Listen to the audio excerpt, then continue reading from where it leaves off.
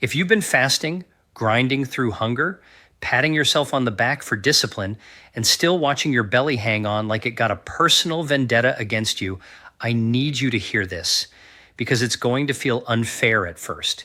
It's going to feel like you've been lied to because in a way you have, not by fasting itself. Fasting is a powerful tool, but by the idea that fasting alone is the tool. Because the truth is, I've seen people fast like monks and still stay stuck. And the reason isn't that their body is broken. The reason is that their body is doing exactly what it's being told to do, just not by them. Here's what makes it so frustrating. You're doing the part that everyone says is the hard part. You're skipping meals. You're delaying gratification. You're pushing through that annoying morning hunger. You're watching the clock like it's a scoreboard. And then you step on the scale and nothing moves. Or worse, it moves for a week and then it freezes like your body decided that's enough progress for you. That's when people start blaming age, genetics, hormones, stress, willpower, metabolism, speed, thyroid, whatever they can reach for, because it's painful to consider the possibility that the strategy is right, but the signal is wrong. And that word signal is everything, because your body doesn't respond to motivation. Your body responds to instructions. It responds to chemistry. It responds to the message your hormones are sending right now. And the hormone that decides whether you burn fat or protect fat, like it's a savings account during a recession, is insulin. That's the missing piece almost nobody wants to talk about because it's not sexy. And it doesn't sell the fantasy that you can just fast and the weight will fall off. So let's make this painfully clear, because if you understand this, a lot of confusion disappears. Fasting is supposed to lower insulin. Lower insulin is supposed to unlock fat. Unlock fat is supposed to become fuel. That's the chain reaction. But if one link is weak, the whole thing breaks. And what most people don't realize is they can be fasting on the outside while their insulin stays just high enough on the inside to keep the vault door closed.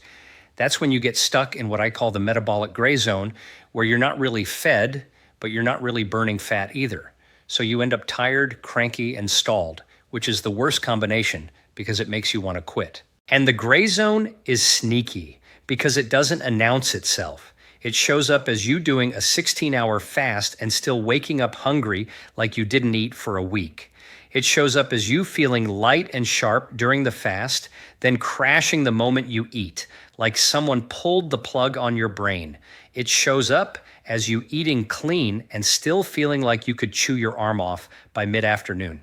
You think you're lacking discipline, but it's not discipline. It's chemistry. It's the body asking for energy because it can't access the energy you already have stored. Now, here's where people get defensive because they hear insulin and they assume this is just another carb lecture.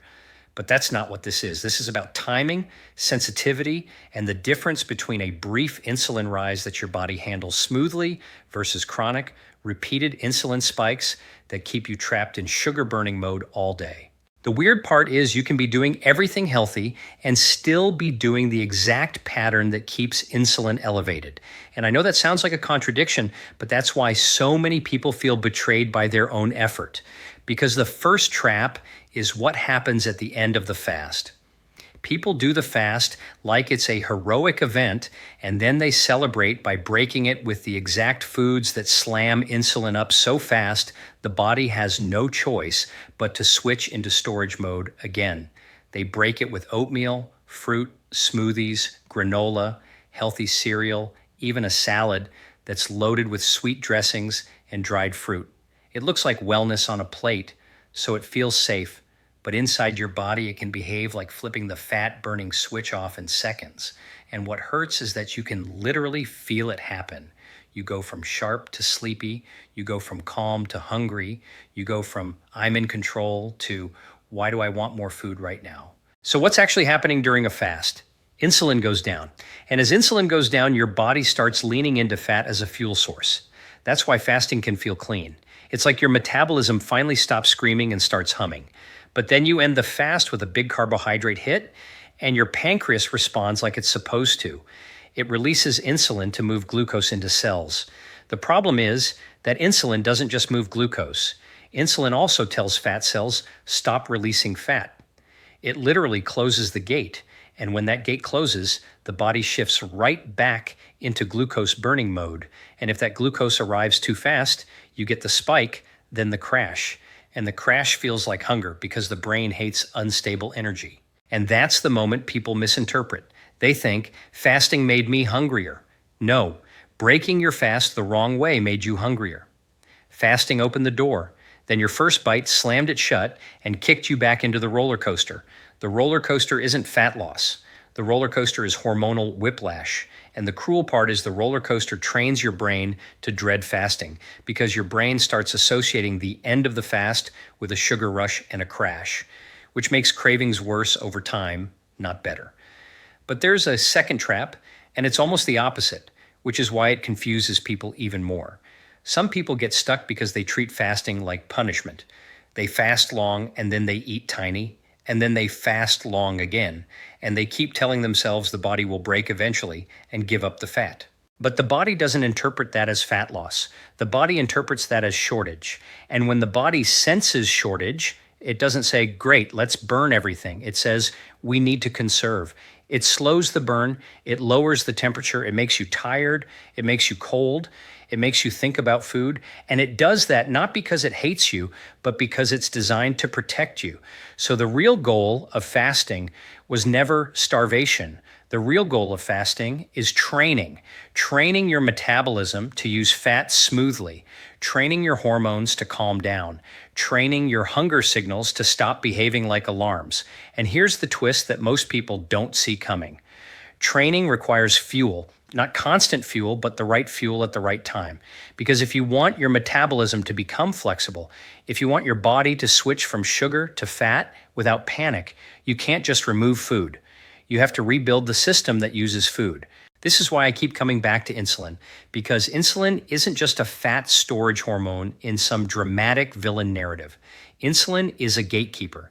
Insulin decides whether you're allowed to access stored energy. If insulin is high, the door is locked. If insulin is low, the door opens. And the tragedy is, most people almost never let insulin stay low long enough to become powerful. They snack, they sip flavored drinks, they add creamers, they grab just a handful, they eat late, they graze. None of it feels extreme, so it feels harmless. But the body doesn't tally your intentions. The body talls your signals.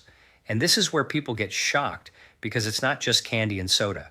It can be protein bars that look like fitness. It can be flavored yogurt that looks like health.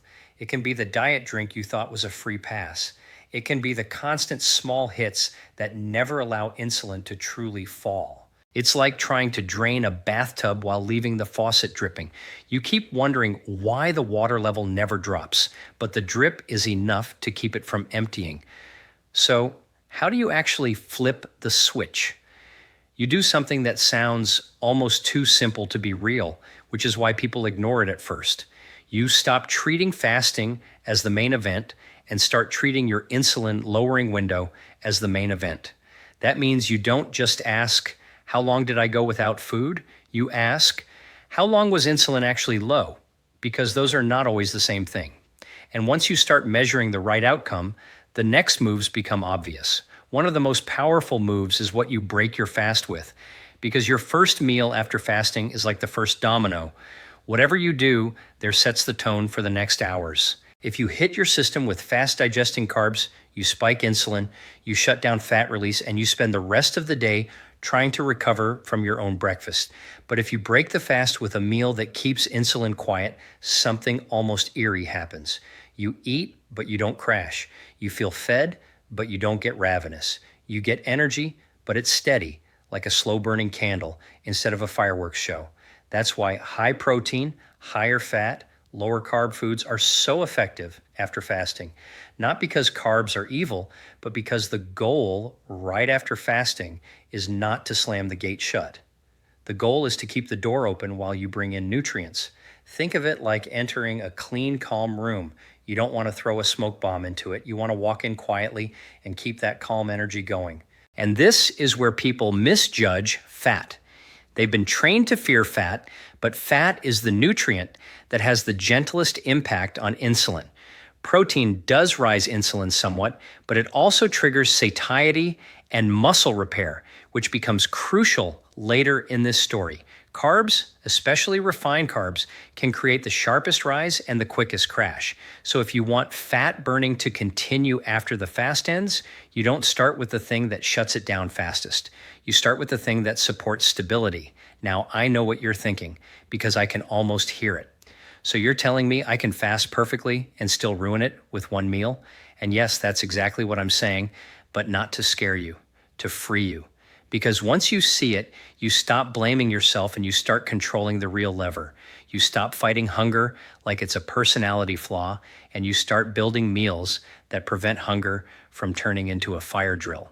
But there's another layer most people miss, and it's the layer that makes this feel almost unfair once you realize it, because it means the same meal can produce different results depending on the time you eat it. That's because your body runs on a clock, and that clock controls insulin sensitivity. In the morning and early afternoon, your body is generally more insulin sensitive, meaning it handles food better. At night, insulin sensitivity drops, especially as darkness triggers melatonin and your system shifts toward repair. That means eating late hits differently. It's not about morality, it's about timing. So when people eat their last meal late and then wonder why fasting doesn't work, they're unknowingly setting themselves up. They sleep with insulin elevated, they block overnight fat burning, they wake up hungry, they break the fast early because they feel desperate. Then the entire day is spent in sugar burning mode because the system never got the overnight reset it needed. It's like trying to start a clean morning while leaving yesterday's mess all over the kitchen counter. And this is why simply moving your last meal earlier can create results that feel like magic, even when you change nothing else. Because when you finish eating a few hours before bed, insulin has time to drop. And when insulin drops, your body can actually use the night the way it was designed to use it. Night isn't just rest. Night is repair. Night is where growth hormone rises during deep sleep. Night is where your body does invisible work on your metabolism. But there's a catch that almost nobody tells you. Growth hormone and insulin do not like being high together. When insulin is high, growth hormone gets suppressed. So if you eat late and spike insulin, you're basically stealing from your body's overnight fat burning and muscle preserving repair crew. Now add one more piece, and it starts to feel like a cheat code. If you train your body while you're still in that low insulin fasted state, like a morning workout before your first meal, you push your system even deeper into fat utilization. Your body needs energy, and with insulin low, fat becomes the obvious fuel source. Then, when you eat afterward, your muscles are primed to absorb nutrients. The same food that might have gone into storage goes into repair. The same calories that might have felt like a setback become an investment. And suddenly, fasting stops being skipping food. It becomes a structured rhythm that teaches your body to burn, rebuild, and stabilize. But right here is where most people crash. And it's such a boring reason that people almost hate hearing it because it doesn't feel like the answer they were looking for. It's electrolytes. Because when insulin drops during fasting, your kidneys release more sodium and water, which means you can feel tired, dizzy, foggy, or weak. And you think it's low blood sugar. Or you think fasting is harming you, when in reality, you're often just low on minerals. That fatigue isn't always lack of calories. Sometimes it's the body losing salt and water faster than you're replacing it. And the fix can be as simple as salt and hydration.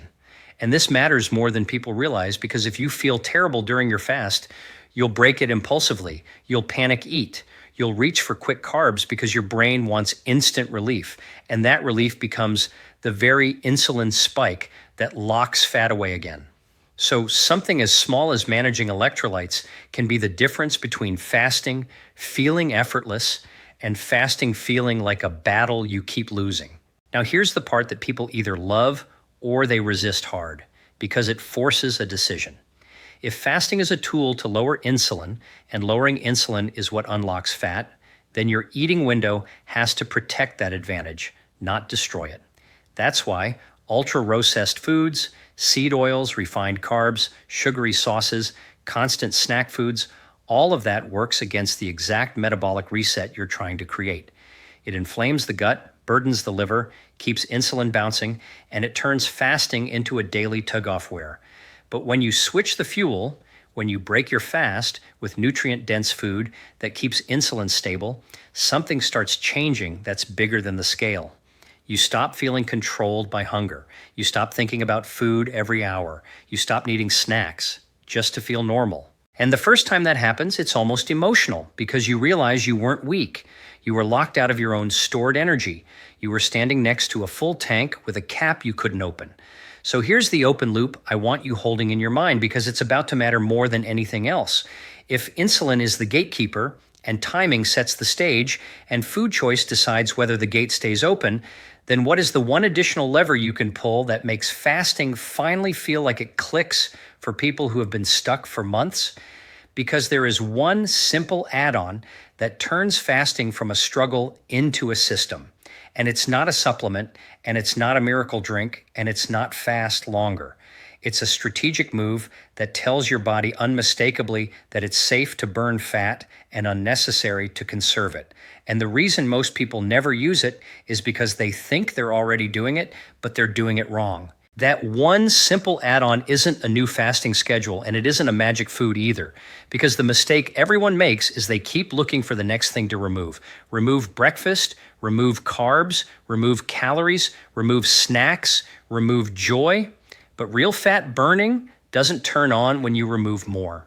It turns on when your body finally feels safe enough to stop defending itself. And the fastest way to create that safety signal while keeping insulin low is this: you add resistance, not restriction. Because a muscle signal changes the entire hormonal conversation. Here's why this is so powerful. When you fast without sending a strength signal, your body can interpret the gap as shortage, especially if you've already been dieting hard or undereating for weeks, so it starts conserving. But when you fast and you add a brief resistance-based stimulus, even a short session, your body receives a different message. It hears, we're still capable, we're still strong, we still need performance. So instead of downshifting your metabolism, it protects muscle, increases fuel demand, and pulls energy from stored fat to meet that demand. That's the real shift. You stop not eating and you start training your body to use what it already has. And this is where most people get it wrong because they hear exercise and immediately picture an hour at the gym, sweating, suffering, doing cardio until their knees hate them, then rewarding themselves with a carb bomb because they earned it. That whole pattern is a trap. The goal here isn't exhaustion. The goal is a signal that tells your muscles to open the doors and pull fuel in without requiring a massive insulin surge. Because muscles can absorb glucose in a way that's less insulin dependent when they've been worked. That means the same meal after that signal can behave completely differently inside your body.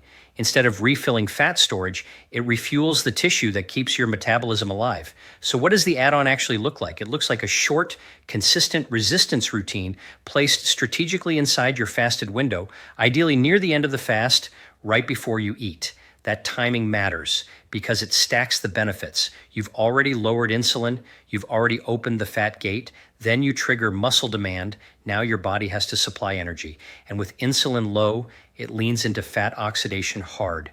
Then when you eat, your muscles act like sponges, not your fat cells. The exact same calories that used to betray you suddenly start working for you. And that's the moment people feel like, wait, this is what it was supposed to feel like.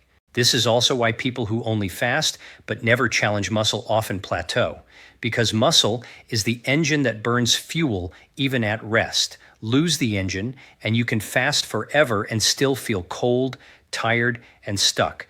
But preserve and build that engine, and the entire metabolism stays louder, cleaner, and easier to steer. That's the irony. The people who are most desperate to lose fat often do the one thing that makes fat loss harder long term. They diet in a way that sacrifices muscle. Then they wonder why the body slows down. It didn't betray them, it adapted. Now I want you to imagine how this plays out in real life, because the science only matters if it becomes a routine you can actually live with. You wake up, you hydrate, you get salt in. You don't drip insulin all morning with flavored drinks or tiny snacks. You let your body stay calm. Then near the end of your fasting window, you do 8 to 15 minutes of resistance movement. It could be simple squats to a chair, wall push-ups, slow lunges, holding onto a countertop, light dumbbells, resistance bands, even just controlled body weight movements. The point isn't the equipment. The point is the signal. Then you break your fast with a protein and fat first meal that keeps insulin steady, like eggs, meat, fish, or whatever fits your plan. And you don't flood your system with sugar that slams the gate shut. And when you do it this way, something subtle happens at first. You notice you don't crash after eating. You notice you don't get ravenous 2 hours later. You notice fasting stops feeling like white knuckle discipline and starts feeling like quiet control. That's the body finally accessing its own stored energy without panic. That's metabolic flexibility showing up in real time. But here's the part almost nobody expects. When you add this resistance signal, your body becomes more forgiving. Not infinitely forgiving, but noticeably. Because you're improving insulin sensitivity where it matters most. You're building a bigger storage tank in muscle, so glucose has somewhere to go besides fat. You're increasing mitochondrial demand, so fat has a reason to be burned. You're telling the body, we're not shrinking, we're rebuilding. And that one psychological shift inside your biology changes everything. And this is where the so-called fasting isn't enough problem finally makes sense.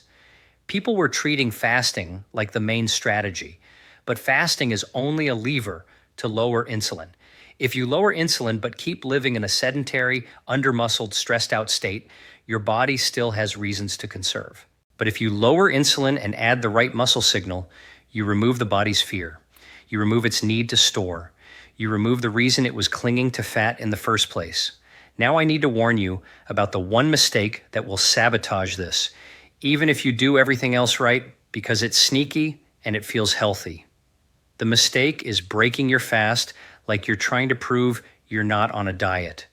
You take the fasted workout, you feel proud, and then you celebrate with a clean, carb-heavy meal. Oats, smoothie, fruit bowl, whole grain toast.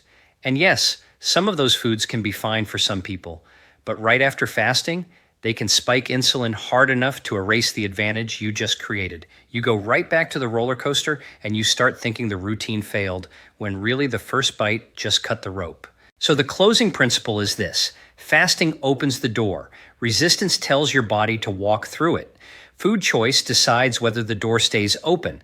Timing decides whether the whole system feels smooth or chaotic. And electrolytes decide whether you can actually stick with it long enough to let the adaptation happen. If you want a simple way to apply this starting tomorrow, stop chasing longer fasts like they're trophies. Pick a fasting window you can repeat. Protect it from hidden insulin drips. Add a short resistance signal near the end. Break the fast with protein and fat first. Finish eating a few hours before bed so the overnight fat burning shift can happen.